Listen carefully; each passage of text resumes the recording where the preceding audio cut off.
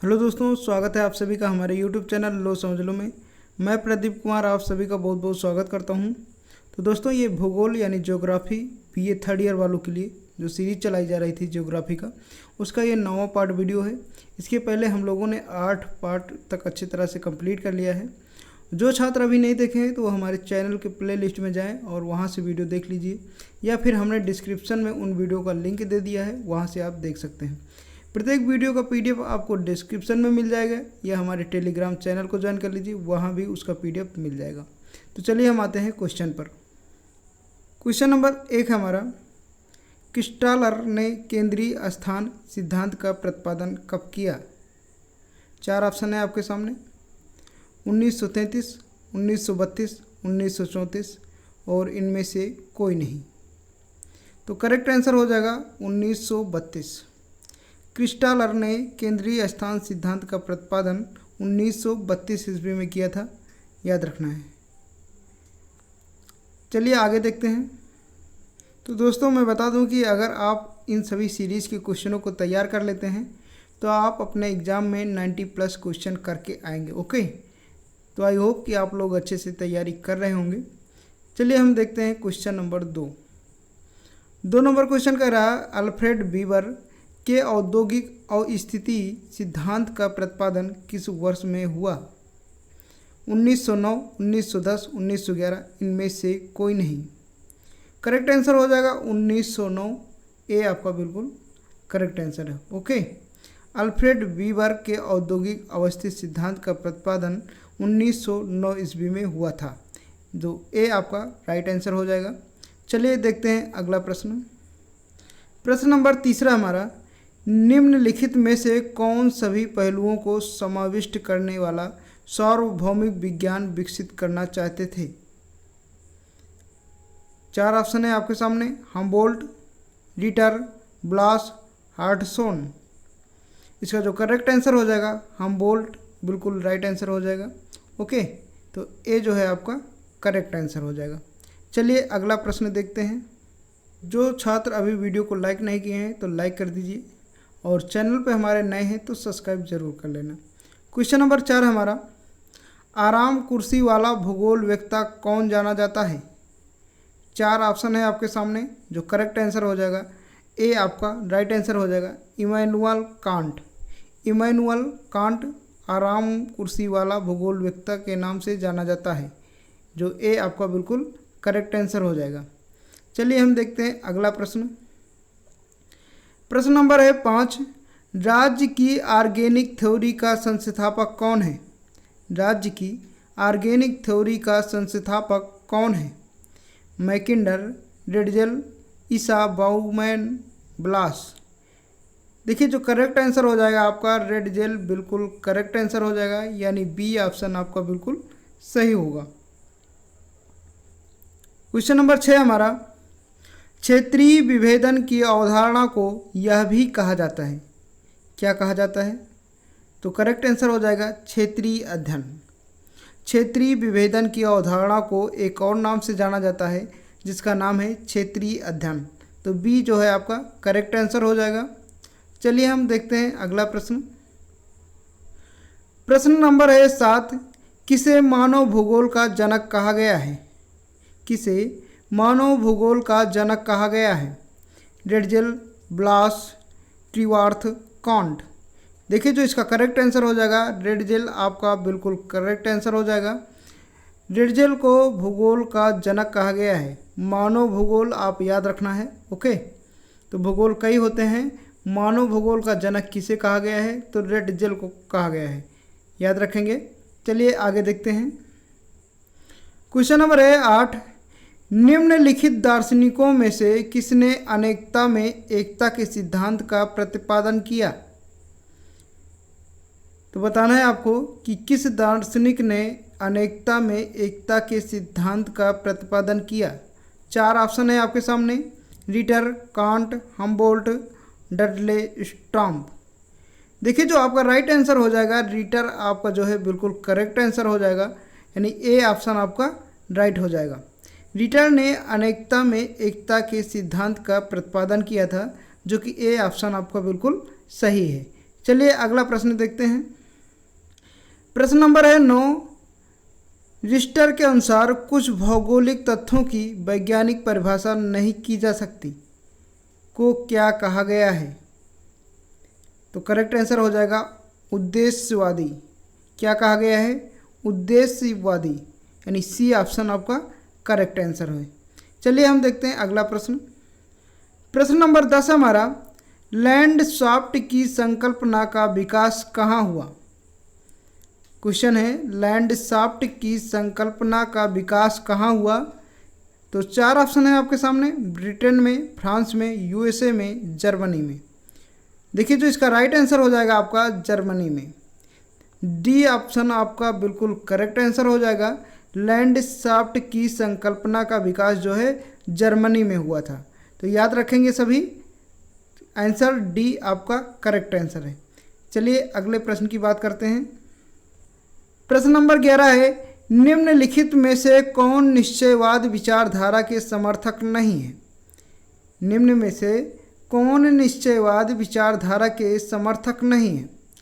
हार्टसोन, BLAS, stomp, उपयुक्त सभी। देखिए राइट आंसर हो जाएगा आपका उपयुक्त सभी।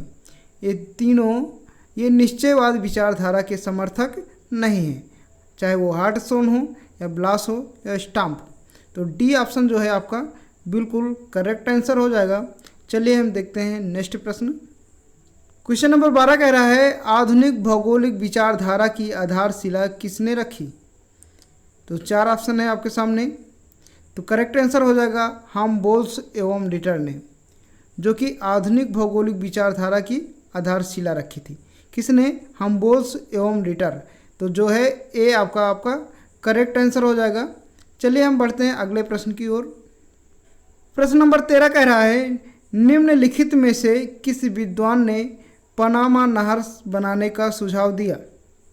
Can't, Ritter, Humboldt, Varenius.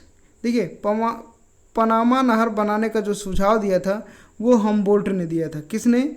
Humboldt, यानी सी आपका जो है करेक्ट आंसर हो जाएगा। चलिए अगला प्रश्न देखते हैं।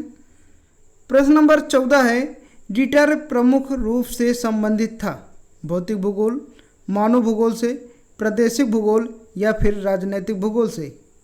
देखिए जो करेक्ट आंसर हो जाएगा प्रादेशिक भूगोल आपका बिल्कुल करेक्ट आंसर हो जाएगा, यानी सी ऑप्शन जो है आपका सही होगा। रिटर प्रमुख रूप से प्रादेशिक भूगोल से संबंधित था, तो याद रखेंगे। चलिए हम बढ़ते हैं अगले प्रश्न की ओर। प्रश्न नंबर 15 हमारा, वन और वर्षा के मध्य सकारात्मक संबंध किसने स्थापित किया? वन और वर्षा के मध्य सकारात्मक संबंध किसने स्थापित किया? तो 4 ऑप्शन है आपके सामने, रिटर, वार्नर, हमबोल्ट, इनमें से कोई नहीं। देखिए जो राइट आंसर हो जाएगा आपका हमबोल्ट आपका बिल्कुल करेक्ट आंसर हो जाएगा, यानी सी ऑप्शन जो है आपका राइट आंसर हो जाएगा। हमबोल्ट ने वन और वर्षा के मध्य सकारात्मक संबंध दिया, न कि नकारात्मक। ओके, तो सकारात्मक संबंध जो दिया था वन और वर्षा के मध्य वो हमबोल्ट ने दिया था, याद रखेंगे। चलिए बढ़ते हैं अगले प्रश्न की ओर। क्वेश्चन नंबर 16 है, निम्नलिखित में से किसे आर्म चेयर भूगोल वक्ता माना जाता है? आर्म चेयर भूगोल वक्ता किसे माना जाता है बताना है आपको। 4 ऑप्शन है आपके सामने, हार्टसोन, फ्राइबे, फ्रोबेल या फिर रिटर।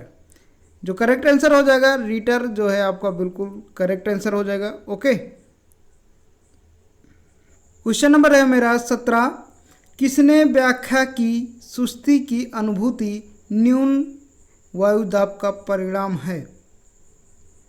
ओके, ये निम्न वायुदाब है, न्यून नहीं, निम्न वायुदाब है। ओके, देखिए 4 ऑप्शन है आपके सामने, कांट, हमबोल्ट, रिटर या फिर हेटनर। आपका करेक्ट आंसर हो जाएगा रिटर जो है, सी ऑप्शन आपका जो है राइट आंसर हो जाएगा। ओके, चलिए बढ़ते हैं अगले प्रश्न की ओर। प्रश्न नंबर है 18, प्रत्येक महाद्वीप में भिन्न प्रजाति की पहचान किसने की?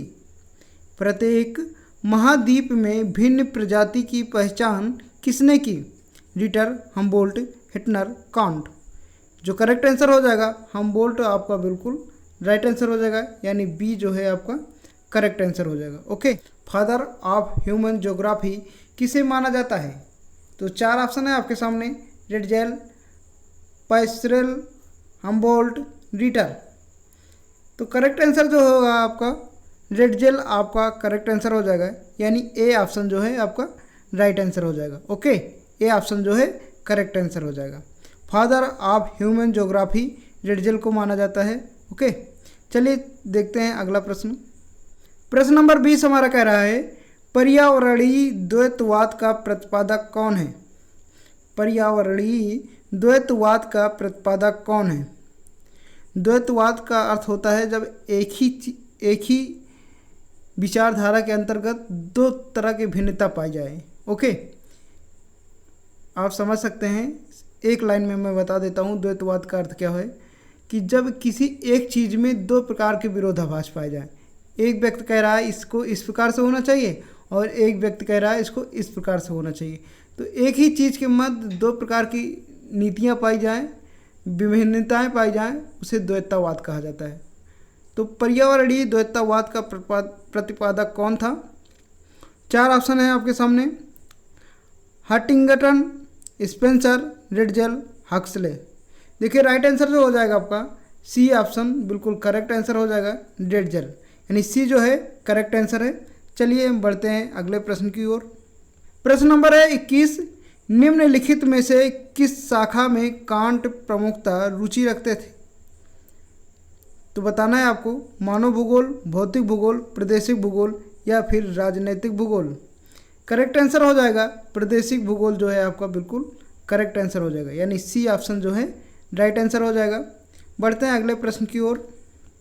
प्रश्न नंबर 22 है सार्वभौमिक एकता का सिद्धांत का प्रतिपादक कौन है। तो जो सार्वभौमिक एकता का सिद्धांत का प्रतिपादक है वो है रिटर, यानी सी ऑप्शन जो है आपका करेक्ट आंसर हो जाएगा। सार्वभौमिक एकता का प्रतिपादक का सिद्धांत किसने दिया, रिटर ने। ओके, आगे देखते हैं पर्यावरणीय निश्चयवाद का प्रतिपादक कौन है।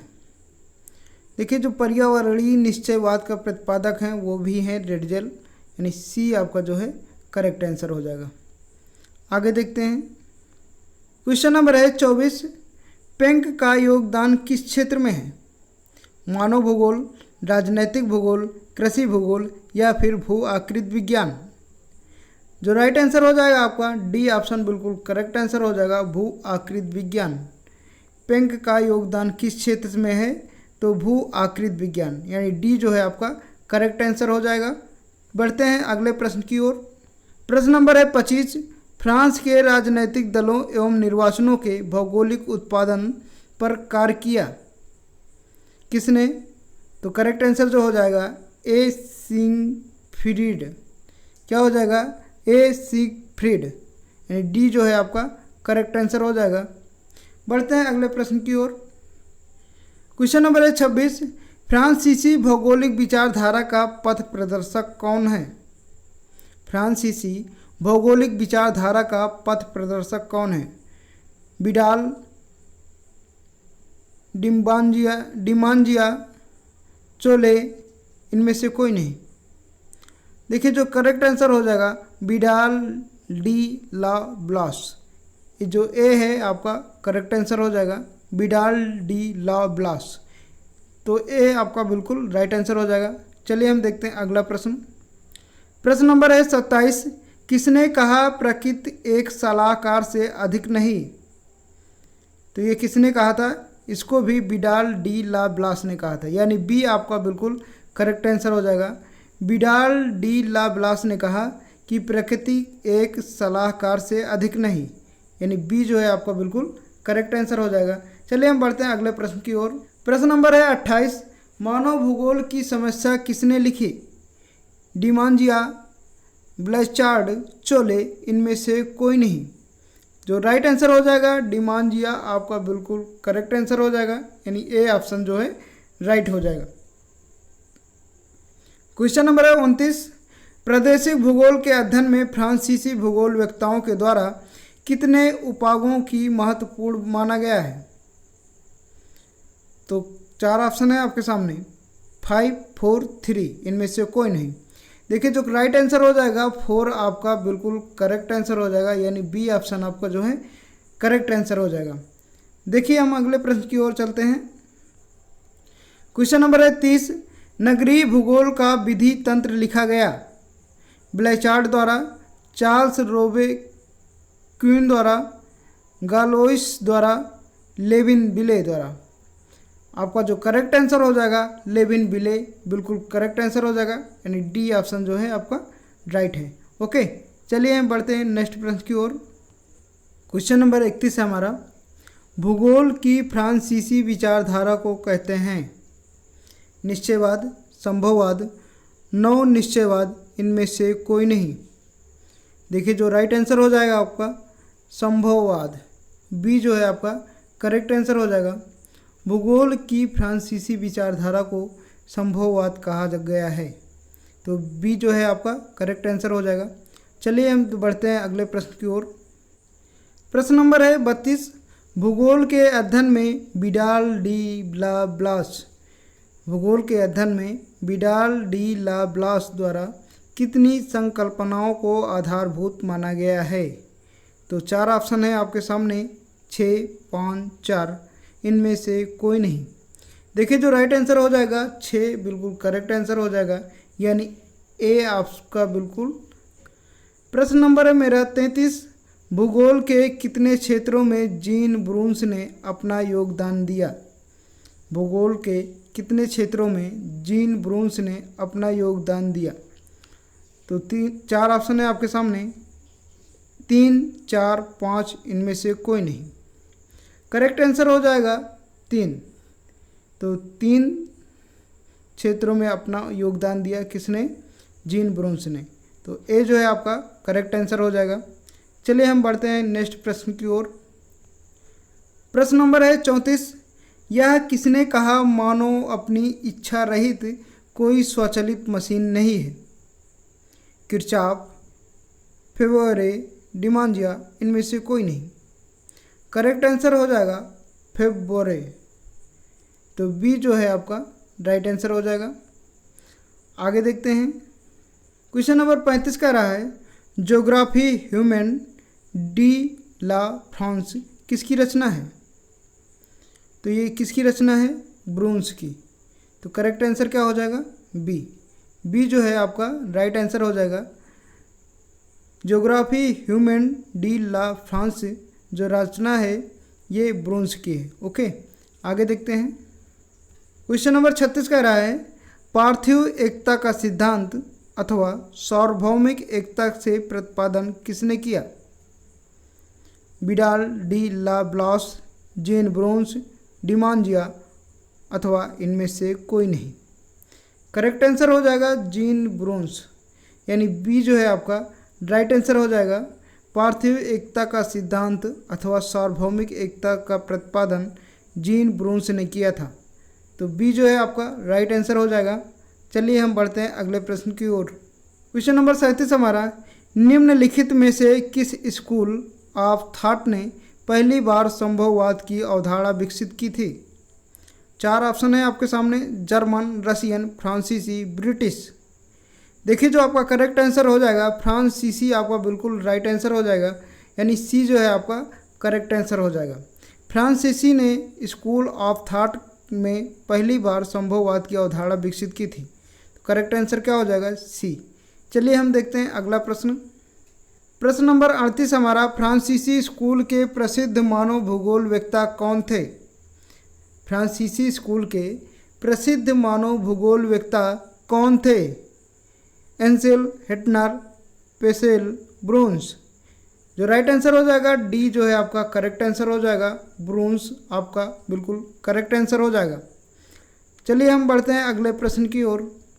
प्रश्न नंबर है 39, डेमांजियो ने भूगोल की किस शाखा में महत्वपूर्ण योगदान दिया? डेमांजियो ने भूगोल की किस शाखा में अपना महत्वपूर्ण योगदान दिया? ऐतिहासिक भूगोल, राजनीतिक भूगोल, अधिवास भूगोल, अथवा आर्थिक भूगोल। देखिए जो करेक्ट आंसर हो जाएगा अधिवास भूगोल, तो जो सी ऑप्शन है आपका बिल्कुल करेक्ट ऑप्शन हो जाएगा, अधिवास भूगोल। ओके, चलिए हम बढ़ते हैं अगले प्रश्न की ओर। प्रश्न नंबर है 40, किस विचारधारा संप्रदाय ने सर्वप्रथम संभववाद विकसित किया? तो चार ऑप्शन है आपके सामने, जो करेक्ट आंसर हो जाएगा सी ऑप्शन बिल्कुल करेक्ट आंसर हो जाएगा। भूगोल का फ्रांसीसी संप्रदाय, तो किस विचारधारा संप्रदाय ने सर्वप्रथम संभववाद विकसित किया? तो भूगोल का फ्रांसीसी संप्रदाय, यानी सी जो है आपका करेक्ट ऑप्शन हो जाएगा। चलिए हम बढ़ते हैं अगले प्रश्न की ओर। प्रश्न नंबर है मेरा 41। ब्रून्स ने मानव भूगोल के अनिवार्य तथ्य के रूप में किसका जिक्र नहीं किया? बताना है। ब्रून्स ने मानव भूगोल के अनिवार्य तथ्य के रूप में किसका जिक्र नहीं किया? 4 ऑप्शन है आपके सामने। मृदा के अनुपादक उपयोग के तथ्य, पादप तथा पशु विजय के तथ्य, विनाशकारी शोषण के तथ्य या फिर निर्माण के तथ्य। तो करेक्ट आंसर हो जाएगा बी निर्माण के तथ्य, यानी डी जो है आपका राइट आंसर हो जाएगा। तो चलिए हम बढ़ते हैं अगले प्रश्न की ओर। प्रश्न नंबर है 42। किसका कथन है सभी भौगोलिक प्रगति में प्रभावशाली धारणा भौमिक एकता है? ब्रून्स, रेडजेल, ब्लास, हार्टसोन। देखिए जो करेक्ट आंसर हो जाएगा ब्लास बिल्कुल करेक्ट आंसर हो जाएगा, यानी सी जो है आपका राइट आंसर हो जाएगा। ब्लास ने सभी भौगोलिक प्रगति में प्रभावशाली धारणा भौमिक एकता को विकसित किया, यानी सी आपका जो है राइट आंसर हो जाएगा। चलिए हम बढ़ते हैं अगले प्रश्न की ओर। प्रश्न नंबर 43 है हमारा। संभववाद शब्द का सर्वप्रथम किसने प्रयोग किया? तो करेक्ट आंसर हो जाएगा फ्रेबे, यानी बी जो है ए जो है ए आपका बिल्कुल राइट आंसर हो जाएगा। चलिए हम बढ़ते हैं अगले प्रश्न की ओर। प्रश्न नंबर है 44। बास निम्नलिखित में से किस देश का है? जर्मनी, फ्रांस, पुर्तगाल, ब्रिटेन।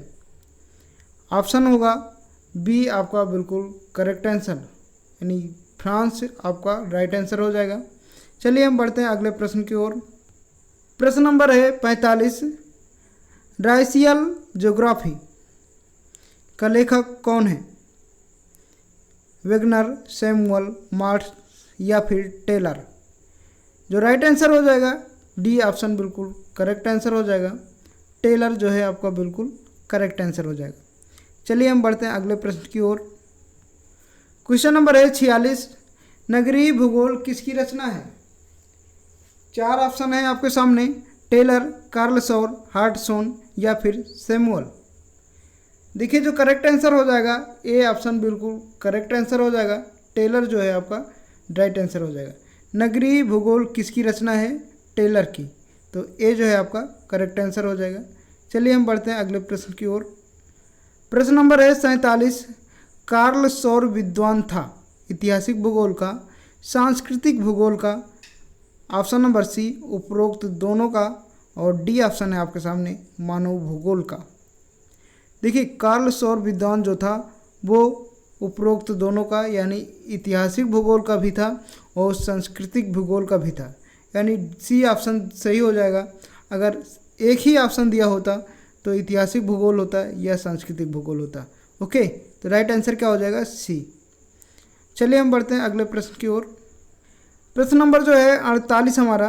कृषि के उद्गम प्रदेश तथा बिखराव का लेखक कौन है? 4 ऑप्शन है आपके सामने। कार्ल सौर, रिटर, रेडजेल और शिलर। आपका करेक्ट आंसर हो जाएगा कार्ल सौर, यानी ए जो है आपका राइट आंसर हो जाएगा कार्ल सौर।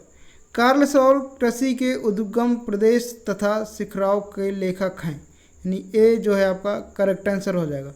चलिए हम बढ़ते हैं अगले प्रश्न की ओर। प्रश्न नंबर है 49। नेचर ऑफ जियोग्राफी किसकी रचना है? नेचर ऑफ जियोग्राफी किसकी रचना है? हार्टसोन, हंटिंगटन, एडवर्ड, कार्ल सौर।